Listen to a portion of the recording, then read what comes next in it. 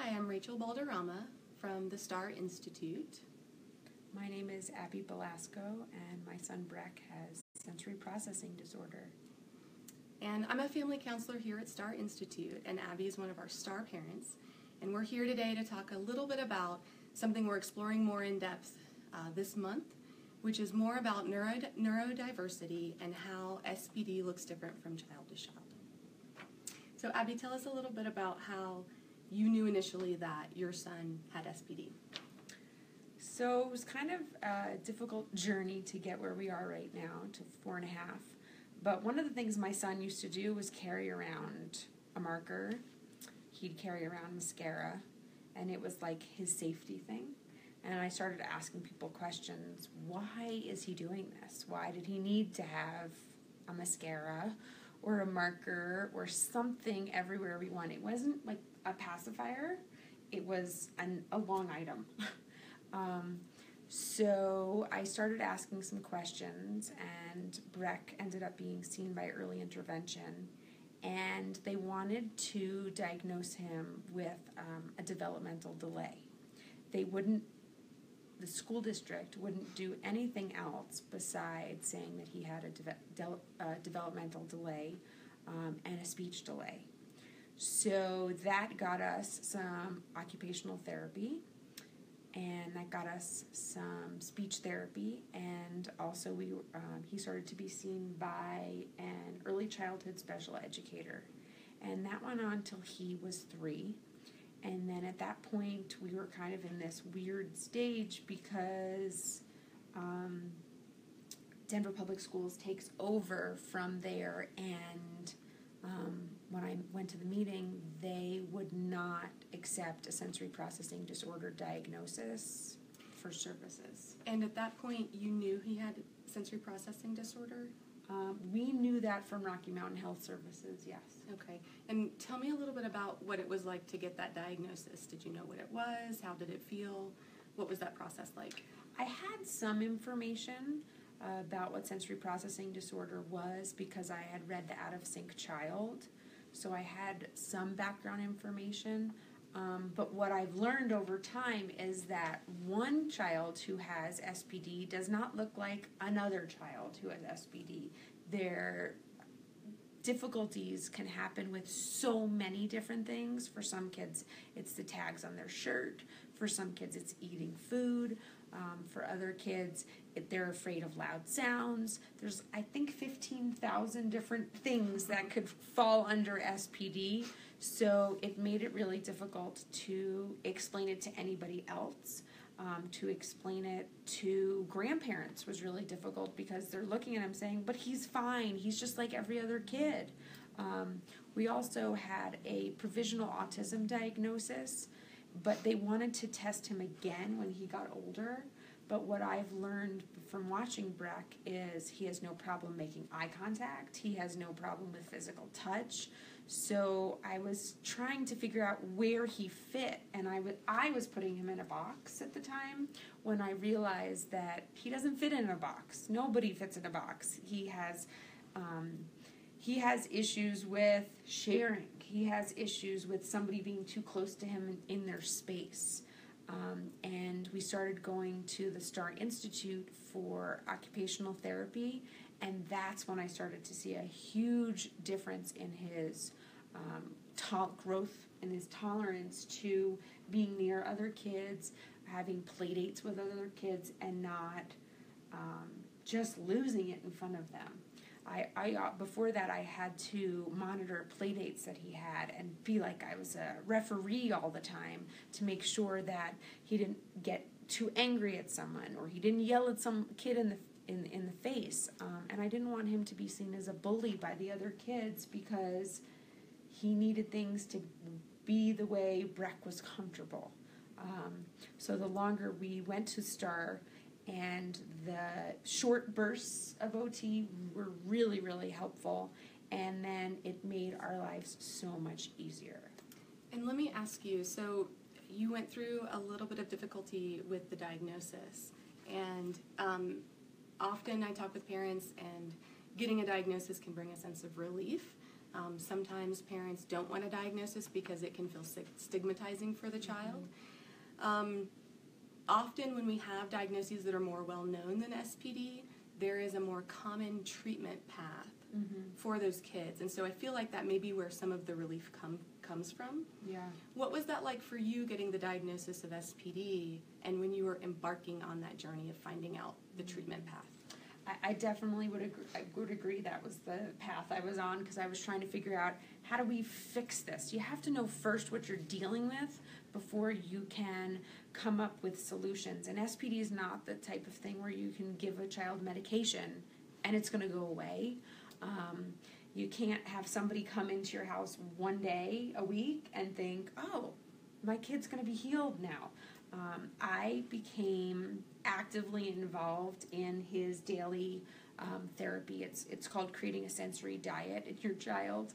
And in the morning, we would do activities every day, and it didn't have to be exactly the same, but I would spread out a big blanket on the kitchen floor, and I had a big container of rice, and I had little things in it for him to find, and I would use measuring cups and medication containers, and we would sit on the kitchen floor for about 10 to 15 minutes every morning, and we would play with the rice, and I could see over time how that was helping to regulate him, so that transitioning to leave and put on our jacket and get in the car wasn't so difficult.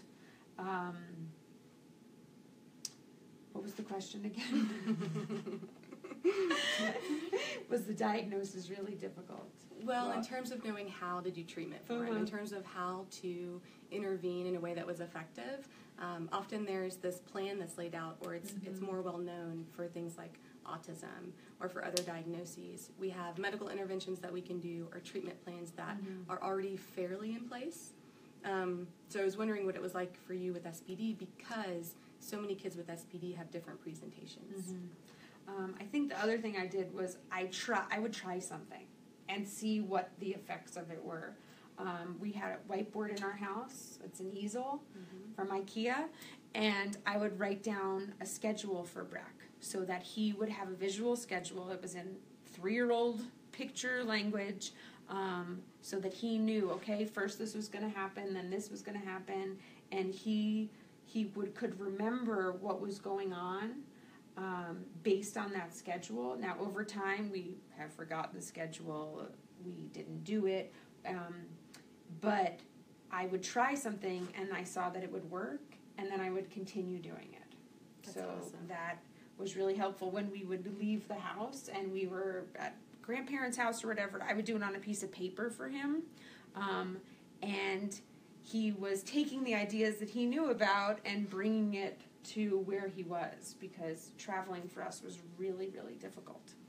And it sounds like those were things that you were really exploring on your own. You didn't necessarily have anyone in the beginning telling you what to do or what would be helpful. And so it was this process of exploring and trial and error. Yeah, we did a lot of trial and error. My husband was not always with the kids because he's often at work, and what we would have to do is make special time for him and Breck to spend together. And now they just love being together. Football is something that my husband absolutely loves, and Breck has gone to the last 2 CU Buffalo games with him, and we sent him with headphones and nice warm clothes, but Breck is enjoying being with his dad because there's something that it's just the two of them. Mom's not part of it, and it's something that he can do with Dad, and he likes it. So that has been a beautiful transformation to see the two of them enjoying being together, and the questions Breck's asking, and he's enjoying our alma mater, which is wonderful. So that's been really good. That's amazing. And so you were talking earlier about how so many kids with SPD present differently. Like some are very sensitive, some are not sensitive enough, some have motor-based issues. And so everything is different. So if parents are having to do this trial and error process, you've interacted with a lot of parents, being around STAR, being in the community, networking. What's been helpful to share with parents, even though kids are so different? I think it's a lot of trial and error, and see how things go and watch your child. Learn from your child. For us, swimming was really hard for Breck. Lots of parents want to get their kids in swimming lessons so that they're safe and they know what to do. I tried 4 different places to do swimming lessons, and then this summer I realized, you know what? He does best with me. So I'm just going to teach him how to do it. I'm going to save the money on lessons. There's great places for swimming lessons, but there's a lot of kids in the same place. There's too much noise. There's a lot of stimulation in the water.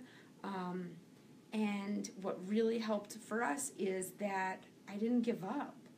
I mean, a lot of times as parents, we just feel like we're just done. And being able to teach him this summer, we went back to the pool over and over and over and over again, and then he would jump to me and he would swim in the water, and then he built the confidence to say, I know how to swim. So seeing that transformation in him was just fantastic this summer. And I'm hearing some themes in what you're saying. I'm hearing that what was helpful was, one, thinking about what was really motivating for him, like what activity is really motivating and regulating. Yes. You thought about the environment.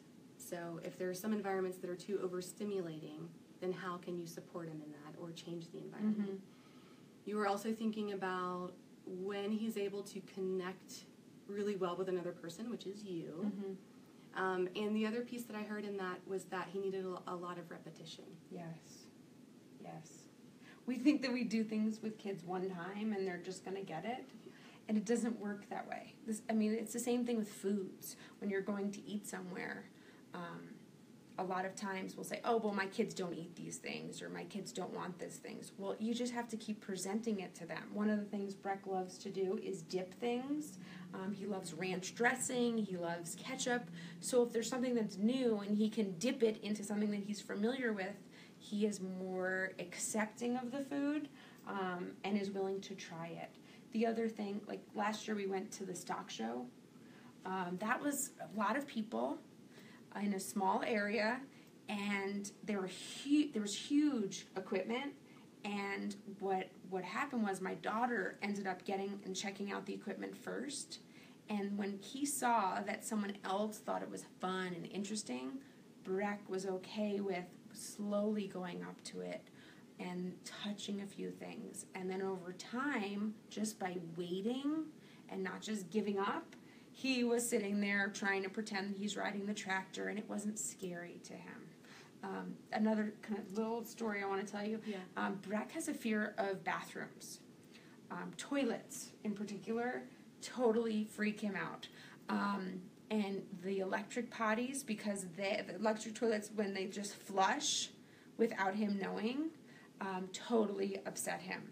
So when we go somewhere and he has to go to the bathroom, or I make him go to the bathroom, we have to very carefully inspect the toilet and make sure that the toilet is safe and that it's not going to go off. Or sometimes I'll stand, like in the airport, stand and block the sensor so that it doesn't just go off on him.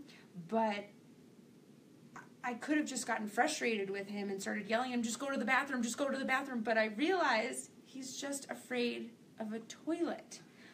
And then later on, he'll say, oh, it's not scary. Like black toilets in some places, totally scary. Where's it going? But you just have to go slowly, and that seems to really help. I've also heard of parents taking Post-it notes into the bathrooms for those automatic flushing toilets to put it over so the sensor won't go off until you take the Post-it off. That's a good idea. The other thing that I'm hearing both from you and also your son is the perseverance part. Is that you kept trying, you kept finding different ways to make it work for both of you. Yeah.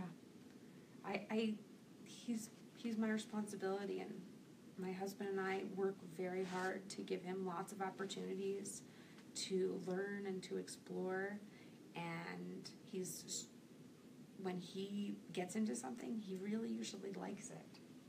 So we're going to keep doing that. Bridge that gap so he's able to experience more. Definitely. That's neat.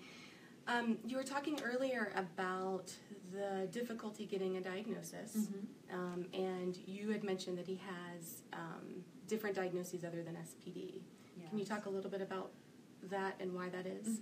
So, getting a diagnosis was quite difficult.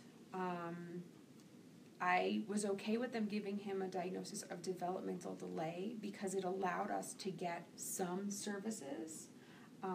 I didn't feel like he was getting enough occupational therapy, so that's why I came to the Star Center, Star Institute, for him to get occupational therapy. He's now doing a trampoline class, and he loves it. He thinks it's so much fun.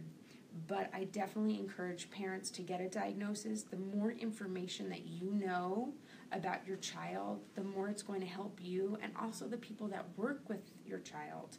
It's not just you and your kid in a bubble. They go to camps, hopefully. They are at school most of the day, and if the people that your child is working with know about what's going on, it's so helpful to them to say, oh, that's why he's having a hard time with this. His teacher knows, like, when there's going to be a fire drill every month, Breck gets headphones, and it makes him feel calmer, that there's not this loud noise going on and on and on, and he's not scared because he knows what's going to happen, and his teacher's aware that he needs a little extra support, and then he can continue with the rest of his day. We know that it's pretty common for kids who have sensory processing disorder to come either to STAR or to get an IEP at school for diagnoses that are other than sensory processing disorder. Sensory processing disorder has not yet been approved as a diagnosis in the ICD-10, which is the medical manual of diagnoses. And so often kids are getting these other diagnoses so that they're able to get services in school.